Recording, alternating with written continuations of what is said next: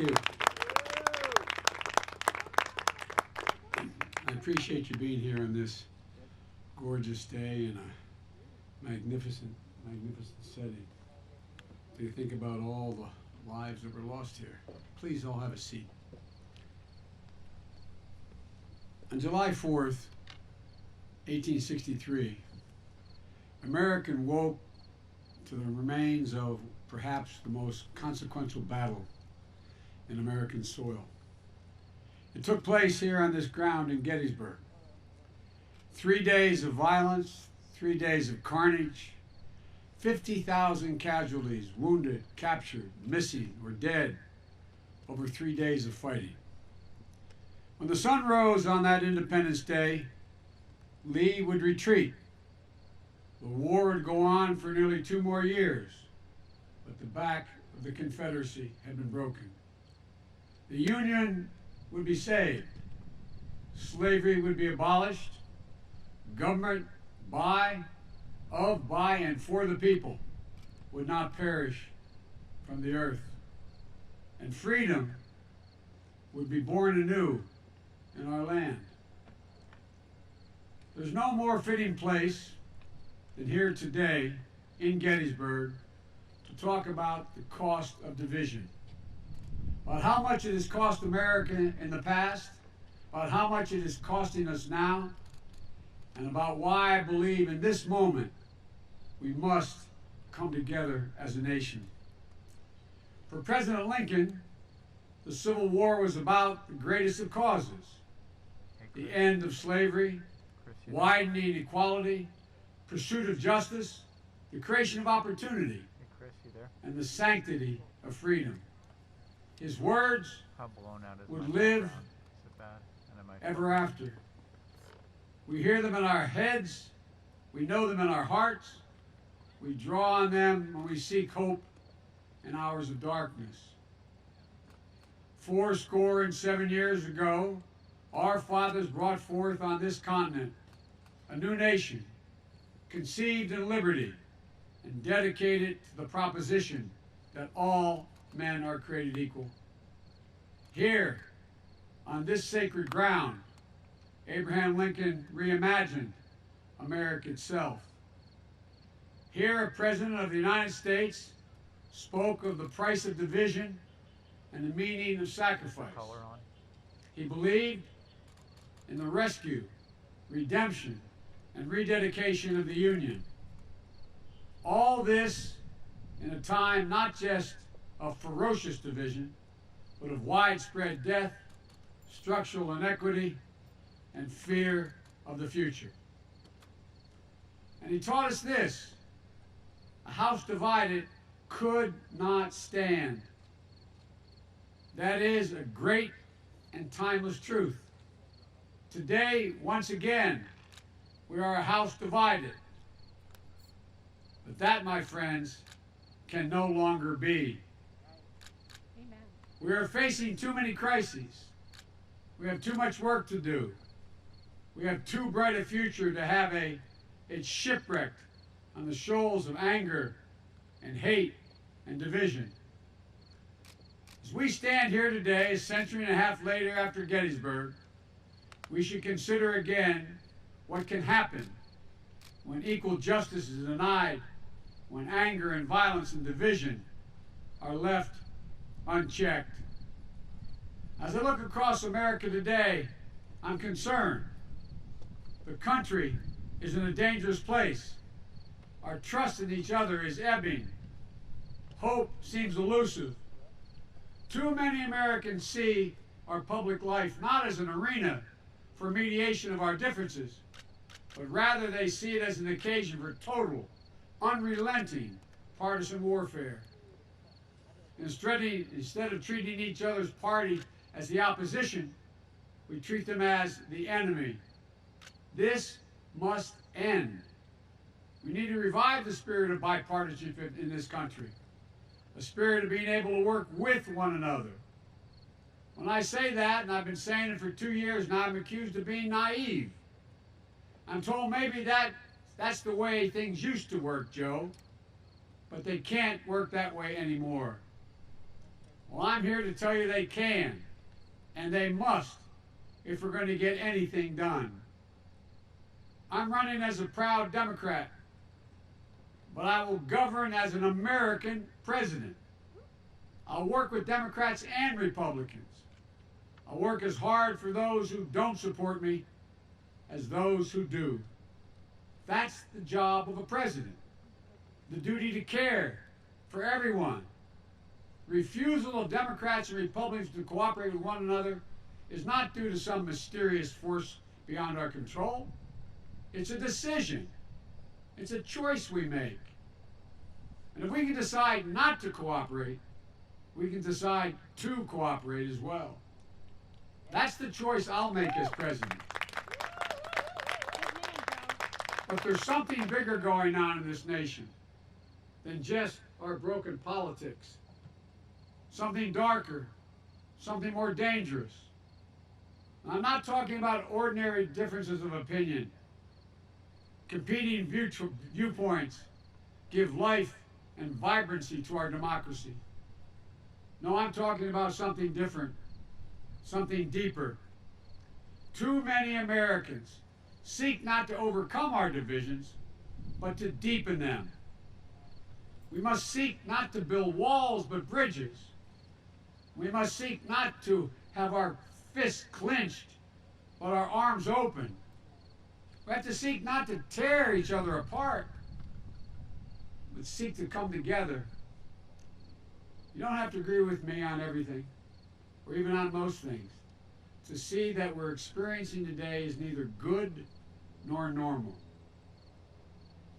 I made the decision to run for president after Charlottesville. Close your eyes and remember what you saw. Neo-Nazis, white supremacists, and the KKK coming out of the fields with torches lighted, veins bulging, chanting the same anti-Semitic bile heard across Europe in the 30s. It was hate on the march, in the open, in America. Hate never goes away. It only hides. And when it's given oxygen, when it's given an opportunity to spread, when it's treated as normal and acceptable behavior, we've opened a door in this country that we must move quickly to close. As president, that's just what I will do. I will send a clear, unequivocal message to the entire nation. There is no place for hate in America. It will be given no license. It will be given no oxygen. It will be given no safe harbor.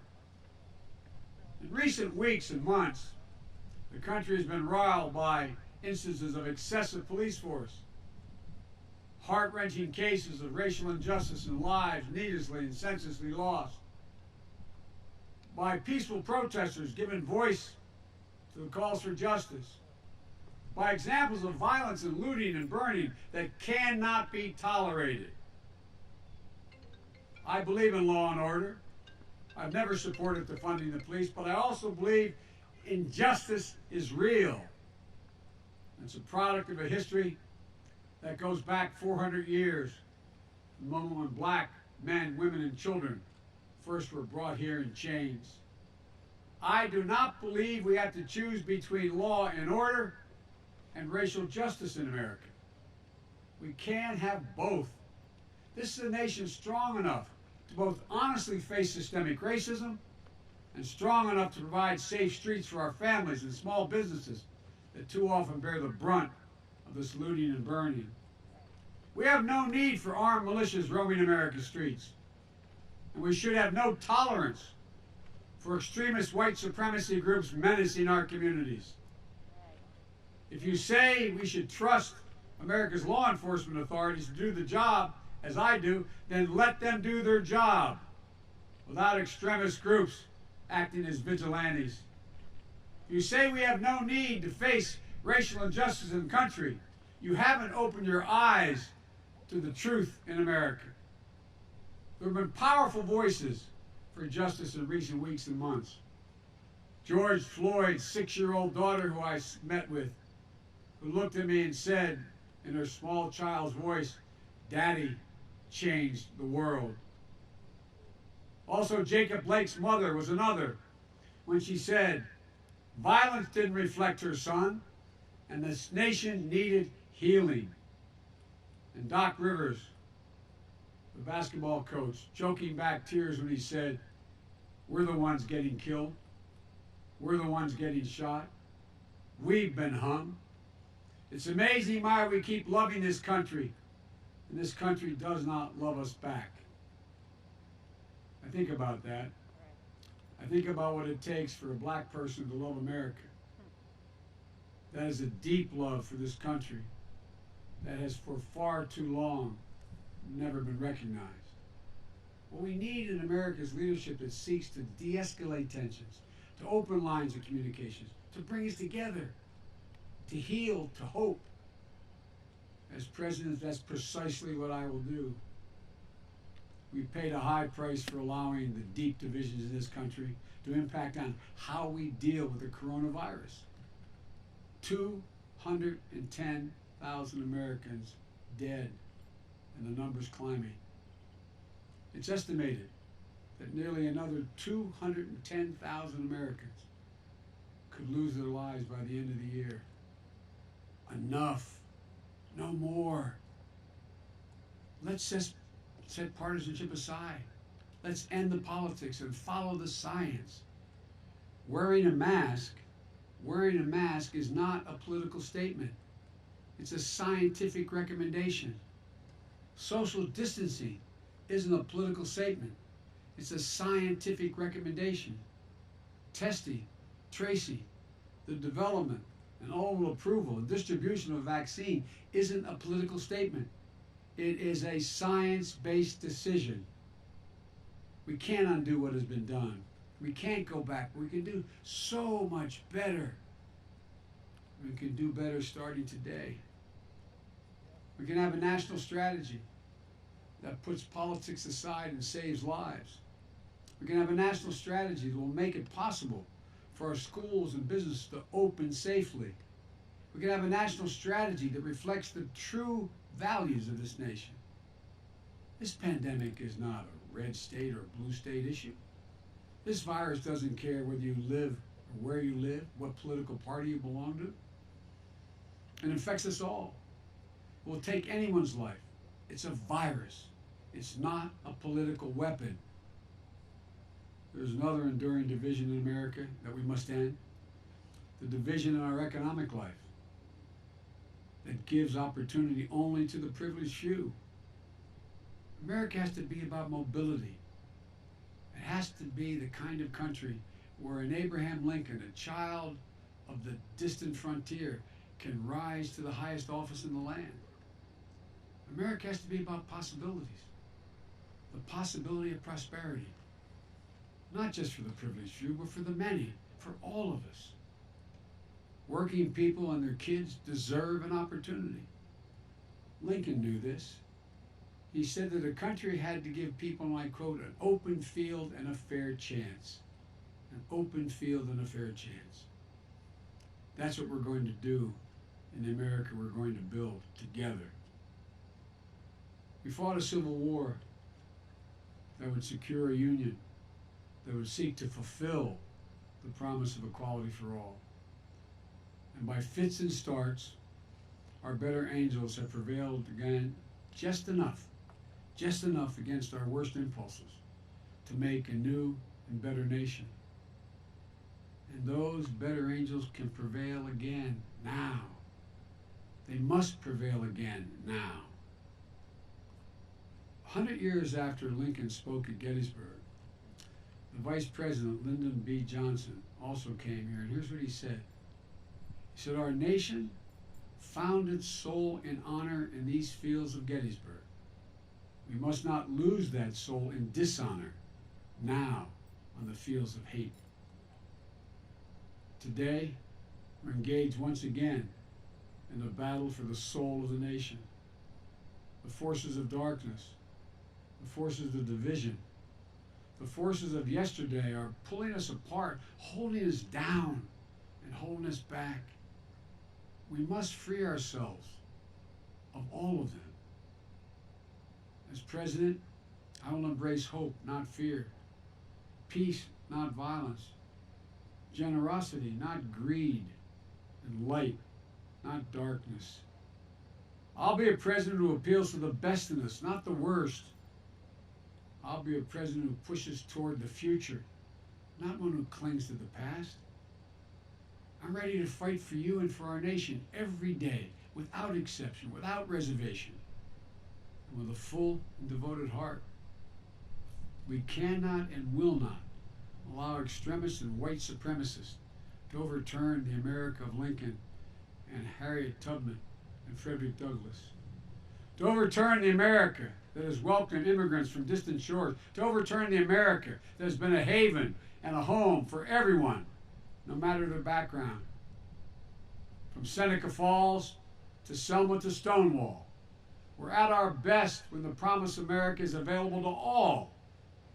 We cannot and we will not allow violence in the street to threaten the people of this nation. We cannot and will not walk away from our obligation to, at long last, face the reckoning on race and racial justice in this country.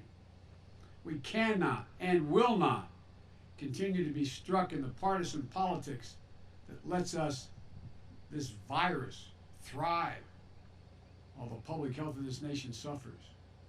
We cannot and will not accept an economic equation that only favors those who've already got it made. Everybody deserves a shot at prosperity. Folks, thank you. Duty and history call presidents to provide for the common good. And I will. It won't be easy. It won't be easy. Our divisions today are long-standing. Economic and racial inequities have shaped us for generations. But I give you my word.